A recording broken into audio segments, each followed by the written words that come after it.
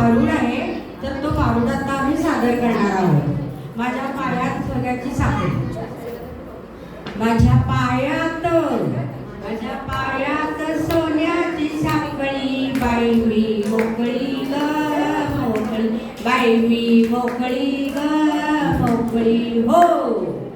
अहो सकाळचे वाजले 6 आणि बाहेर पडली सुंदर हवा.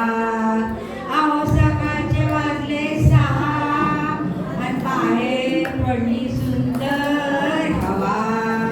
म्हणून म्हणलं मारावी बाहेर फेरी, तो सासूबाईंची ठरवली स्वारी.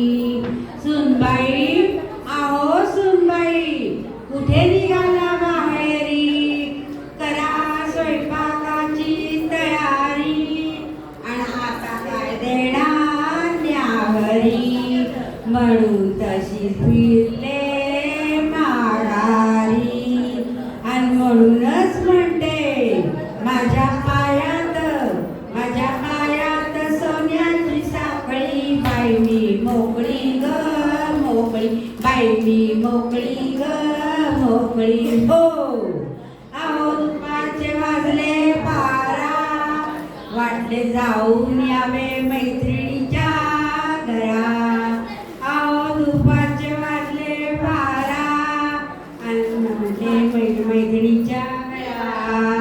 तोच माणसं आला पुकारा, वहिनी अहो वहिनी फराळांनी बरा हरा, पती न्यायला यायचे घरा. म्हणून तशी फिरले माघारा, आणि म्हणूनच म्हणते माझ्या पायात सोन्याची साखळी, बाई मी मोकळी ग मोकळी, बाई मी मोकळी ग मोकळी हो. अहो दुपारचे वाजले 4, आईची आठवण आली फार. अहो दुपारचे वाजले 4 आणि आईची आठवण आली फार. तोच मामाजीची आली तार, भाऊजींच्या लग्नाचा उडूया भार. आणि म्हणूनच म्हणते माझ्या पायात सोन्याची साखळी, बाई मी मोकळी ग मोकळी, बाई मी मोकळी ग मोकळी हो. संध्याकाळचे वाजले 6 आणि भाऊजींचे मित्र आले 10. अहो संध्याकाळचे वाजले 6 आणि भाऊजींचे मित्र आले 10. करा गरम पोहे चहा, आणि माझं निंडायचं कसं झालं पहा. आणि म्हणूनच म्हणते माझ्या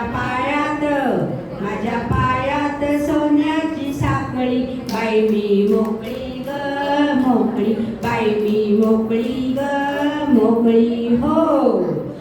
रात्रीचे वाजले 8 आणि सद्गुरूंची पडली गाठ.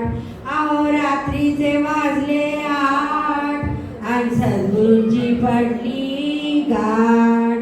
सद्गुरूंनी दिला कान मंत्र, सांगितला सुखाचा मूळ मंत्र. आणि सद्गुरूंनी काय केलं माहितीये का? सद्गुरूंनी हरिनामाच्या गाथेने माझ्या पायातली साखळी सैल केली, आणि माझी साखळी गळून पडली, आणि मी झाले मोकळी. आणि म्हणून मग मी म्हणते बाई मी मोकळी ग मोकळी, बाई मी मोकळी ग मोकळी, बाई मी मोकळी ग मोकळी. म्हणून आपण सगळेजण हरिनामाचा जप करूया. आमच्याबरोबर